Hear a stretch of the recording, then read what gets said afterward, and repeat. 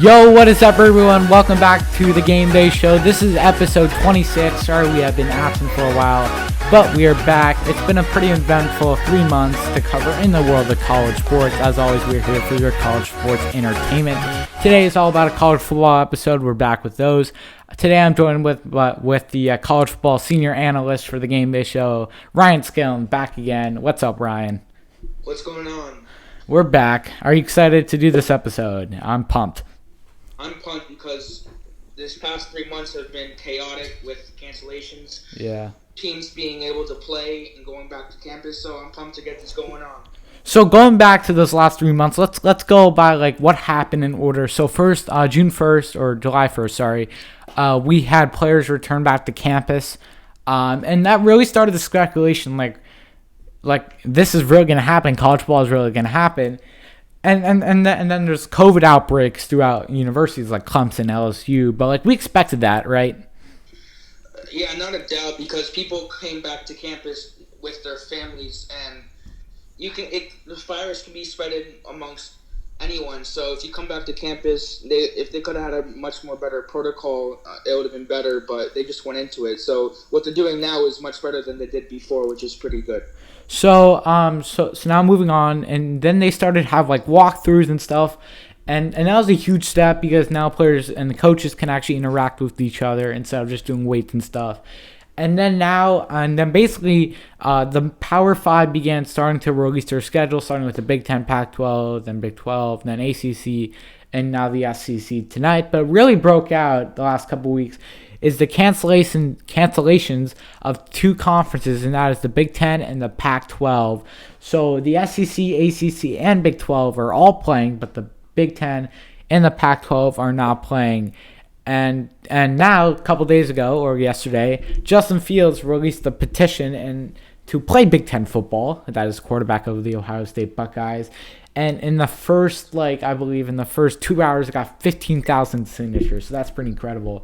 So, what do you expect about, what's going on?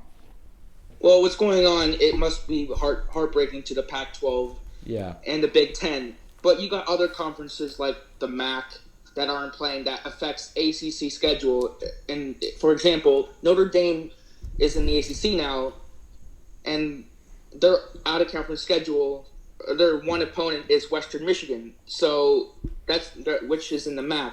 So it affects everyone when these conferences determine to cancel their season. And on the other hand, like I said, the players want to play. So Justin Fields can do whatever he wants with those petitions to make them play, but it's up to those leaders to be able to say yes or no to their certain conference. If you look at it, the NCAA has no power anymore. It's really these 5 conference commissioners. So do you think the NCAA has say on this? Because to be honest, I don't think they do. A couple years ago they did, but these Power 5 conference commissioners are taking over, like Greg Sankey of the SEC. And we'll get back to the SEC later, but what do you think about the NCAA situation right now? The NCAA is doing everything for the FBS, but for the FCS, they marked out all the championships, including field hockey, soccer, and whatever the fall sports are. But for football, they still have the championship going for that for FBS football. But FCS people like Trey Lance, who is the quarterback for North Dakota State, he just lost his season, and now he has to plan for the 2021 NFL draft, which is not that hard because it's a short notice. And now he has all this time to prepare to get a high draft pick for the NFL, which is pretty good for him, but he really wanted that last year with North Dakota State. Now, if you're so let's say you're a junior, and now most of our listeners are high schoolers, so think about this. If you're in high school, right, and you're a junior, and you're trying to have a big senior season, right?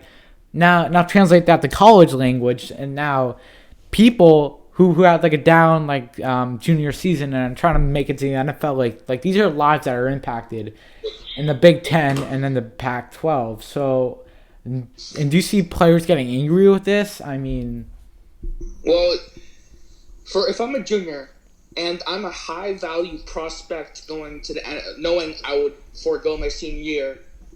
I would use this year, if this wasn't COVID, to let out everything I got to put on the field for my last year for the university.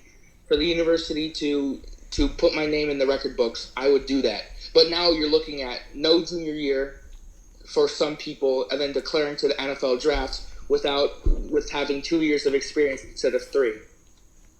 So it's been almost 5 minutes and 30 seconds into this podcast, and we haven't really talked about anything positive. So I guess let's talk something positive. Let's talk about the SEC scheduling, and then we'll go to the ACC, then the Big 12. So first, before that, I want to talk about Arkansas's schedule. Now, if you look at their schedule, it's absolutely insane. It's probably one of the hardest schedules ever in college football. I mean, you have Georgia, Miss State, Auburn, Ole Miss, A&M, Tennessee, Florida, LSU, Missouri, and then Alabama. What do you think about Arkansas' schedule? I mean, they made the coaching change. They made a quarterback change with Felipe Franks, former Gator. But going into the first September 26th, their first week of the year, they got Georgia. Miss State? No reps on Georgia, but Georgia lost their quarterback to the NFL, but they picked up Newman and JT Daniels, and plus they have their new offense coordinator, I believe. So, but that's one hell of a. It's still Georgia. I mean, they're still ranked number 3rd in the country, I believe, according to the AP poll. So it's Felipe Franks got a huge step to build. He got in the first 3 weeks of the year, 2 of them. One of them is Georgia, and then 1 week later is Auburn. Like, that doesn't get easy for them. And then you go at Auburn, before at Miss State, then at Auburn, then you have Ole Miss at home, then at A&M, which is an insane atmosphere. Home at Tennessee, at Florida, another insane atmosphere. Home at LSU, away at Missouri, and then you're home at Alabama. But even those home games, like Alabama, LSU, like, you're still going to get crushed. But, like, these are this is a very hard schedule for Arkansas. No, I have a question to you. Yeah. Do you think that they could have done a bubble like the NBA did or the NHL? Here's the problem with the bubble. And, like, the NFL can totally pull a bubble off, like, in each conference or, like, each conference or division. But the problem with college football is that, don't forget that these are college athletes. And college athletes, what do they have to do? They have to go to class just like any other college student. So I'm wondering, like, would they do it all online? But then you obviously can't see your family, and you obviously can't, like, do things. But like, what they're talking about is maybe doing, like, a bubble in the university. But as, again, each university has different guidelines and stuff. So it'll be totally different between each university. So, like, each university can have a bubble. That's a good point. But for the teams who are on the road back-to-back weeks, they're going from city to city. Maybe going back to university to go classes, but they're back on the road again. Does that have COVID-19 speculation going from each university to university? Yeah. If you're, like, traveling, so let's say, so Arkansas goes to Florida. Let's say they're traveling from Fayetteville to Gainesville. So, you know, you know, even if you're wearing a mask, like, you're still gonna come in contact with other people. If you're going to a restaurant or something, like, and you're still gonna be in contact. So yeah, it could travel from each place. So we'll see how that happens, and we'll see what happens if there's a COVID outbreak. We'll see what happens with COVID around college football. Now, the college football, or the NCAA, I should say, they've done a great job with, I think, in conference games with the ACC doing one out of conference game just to get that out of conference schedule in without playing the in conference. But for the SEC, I think that the southern part of the country is getting hit really badly by COVID-19, and by them having a schedule out this early, so to speak, it's pretty good, so they can see what the future holds and like that. I mean, don't forget, college football is really only a month and 9 days away, for the SEC at least. I mean, and then you're looking at the ACC, right? I mean, the ACC is less than a month, and then you're looking at the Big 12, and it's around the month too. It's the same start date as the SEC for the Big 12. So you're looking at less than a month of college, actual like Power 5 college football. So we have not that much time left in this grand scheme of things. So now let's talk about schedules. So we're going to go and we're just going to look at the top games from each conference, first SEC, then ACC, then Big 12. And let's first start with Alabama, LSU. Now, LSU doesn't really have the firecracker as they did last year. Obviously, they lost most of their offense and then a lot of their defense. So how do you see this matchup playing out? LSU and Alabama, two powerhouses like we saw last year's game. Different Alabama or different LSU team. Like Joe Burrow's gone, so I mean Alabama has the edge there with putting a hammer on the nail, and so that could be a risky game for LSU because they got a new offense, but same coach but different QB, so they gotta adjust to that.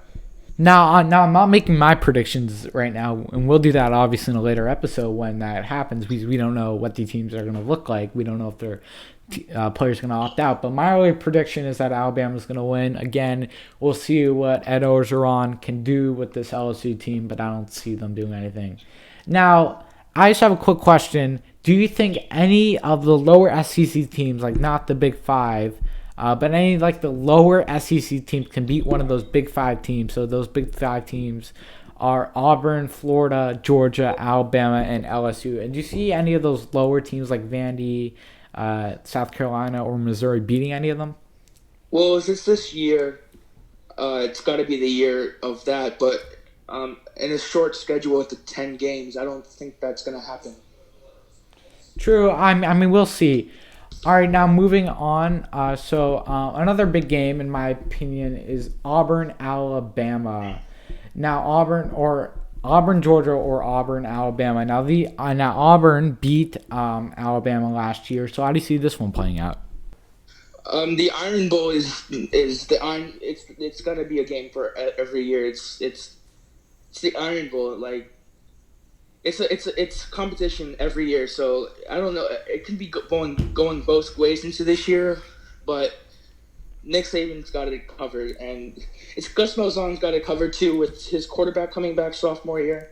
But it's gonna be a game for the ages. For now, how many years have they done it? Like a long time. Long time. I remember watching the documentary on ESPN. It's called Saturdays in the South. One of the best documentaries I ever watched. I recommend it. But they were talking about like back in the 1890s, like they were playing. Like it's been going on since like the 1890s. It's been a pretty long time since they've been playing. Yeah. So the history goes on about this year with different times. It's gonna be interesting. Same game, different year, but it's gonna come down to the wire like most other games have. So I want to talk about maybe the biggest game of this whole SEC schedule, or maybe the whole college football maybe, is Georgia, Florida. Now, this decides pretty much every year the SEC East. So how do you see this one playing out again? We talked about Georgia, how they have two new quarterbacks come in, a little quarterback battle, a new offensive coordinator, and they lost a lot of their offensive line there. But Florida, and there's recent reports of players opting out. So how do you see this one going? You always get me for this, but I need to remember that it's in Jacksonville, so it's gotta be it's Florida going to Gainesville, or from Gainesville to Jacksonville, and then Augusta to Jacksonville. So there's a lot of fans within there. Even if they allow 25%, it's gonna be loud. Even if they allow, I've said before, if they allow fans, if they're not allowed fans, then this game's gonna be really quiet. But for the Florida-Georgia circumstance, it's going to be a game like last year. Very close since last year was one touchdown. It's always very close between these teams. But in recent years, Georgia has pulled it off because they have more firecracker. But this year, Florida has all the firecracker. And we talked about this in an earlier podcast episode, is if Florida doesn't get it done this year, then when will they get it done?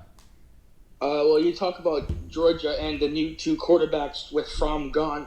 You need a couple months to learn the playbook, and when you get into a game, there could be mistakes. So Florida got the edge here because if I'm not mistaken, he's a senior now, and Dan Mullen's done a great job, like I said, and you got to talk about these recruits coming in over this pandemic. Yeah. Javon Dexter's coming in, and then Javon Dexter, the 5-star from 2020, has been amazing so far in high school, and we'll see what he does here. But I also see Florida winning, but these are just early predictions, skeptical. Question I want to ask here is: do you see any trap games? With Florida, or like trap games throughout the whole SEC. Like, do you see any trap games that maybe a team not expected could win? Tennessee's whole schedule or Ole Miss with Lane Kiffin, those two teams can do something because Tennessee's coming off a rough year and Ole Miss is getting a new coach in Lane Kiffin who came from FAU, and FAU did some things down here, and so if you can bring that to the SEC, that can be a huge jump for the SEC. And for Ole Miss is so like teams don't go over Ole Miss and say it's an easy game. They got to go into it with a lot of energy, and they got to find a way to win. Because Lane Kiffin comes out with a lot of trick plays. Because I've seen that firsthand, and it is a lot of trickiness with this offensive scheme. So I agree. Like, those two teams have not been good since 2015.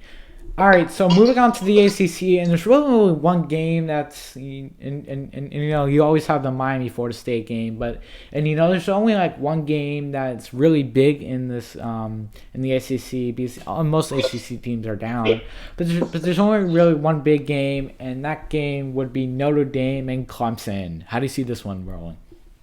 Well, there's a tie. If Clemson plays at home, it's an automatic W. But now you got to go into South Bend. That's pretty tough. So Brian Kelly, Ian Book coming into fifth year because he breeds Irish and he breeds green. So even though it's 11-game season, you got to circle this one because Clemson's coming up with firepower, but.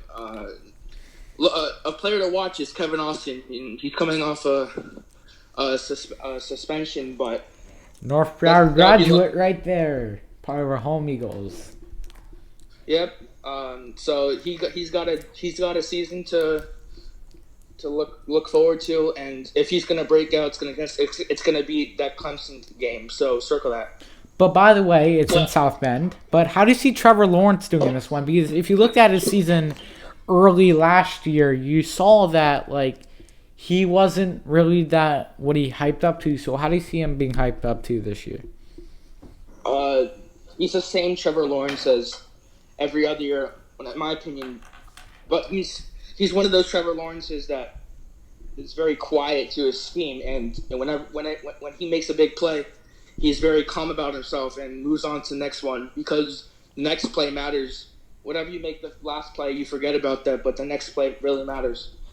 So moving on to the Big 12, something I really want to talk about here is the Red River. It's week 3. It's early in the season. It's October 10th. But Texas, there's always the we're back chance, and then Oklahoma has produced a lot of Heisman quarterbacks in recent years. And Oklahoma has won the Big 12 championship for a while now. I believe it's been like 3 or 4 years. But how do you see this one playing out? It's the Red River rivalry. It gets no better than that. It's going back to a couple years. It's been back and forth, but I don't see with CeeDee Lamb that Oklahoma gets the job done this year. I'm not making picks here, but I'm looking forward to it. But if CeeDee Lamb's not there, that's a lot of firepower miss. Now, a team to look out for in the Big 12 is Baylor. Now, Baylor lost their coach. I believe he went to the Carolina Panthers. But how do you see Baylor playing out? Because last season was a kind of surprise season for the Bears. And they kind of got their 9-10 game wins. Wasn't expected, but they're back. So how do you see Baylor? Baylor is the same, but I think better because they got one of the LSU coaches. So if not good, then better. Baylor Bears are gonna do something this year within the Pac-12. So something I want to talk about before we end the show is atmospheres. Now, of course, there's not going to be the full college football atmosphere, and it's going to be sucks. But really, that's what makes college football is the atmosphere. How do you see the show College Game Day playing out this year? Are they gonna like physically do it at location? Do you see them just doing it in a studio? How do you see it playing off this year? That's a good thing to say, but I like this scenario. If you can gather a group of people, how about virtual fans like the NBA is doing? The NBA is doing a terrific job, and the crowd is living up to expectations. And if that can be something, then Corso's going to be happy with himself and Hershey, and the boys are going to do something. I mean, you got to have some fans, and if you can not gather in a large group of crowd, you can do virtual fans and allow 25% capacity if there's able to within that in the game. So I mean, there's things to look forward to. But would every team do that, or would like depend on the team? Like would every team pumping crowd noise on defense? So like that. Like would every team do that? Well, what the MLB is doing is just that within a 3-2 count. I can feel the crowd from our own couch. Like it's not a problem to put crowd noise over the speaker, but what I'm saying is that the players won't get used to having a full empty stadium. Just think of the swamp. Ben Hill Griffin Stadium. It's loud. Like, it's big and it's loud when there's a game. But if you don't have the crowd, then the players aren't going to live up to when they get big games in there. All right, guys. Thank you so much for joining us on this episode of the podcast. This is an amazing episode. We'll see you later. We'll see you next week.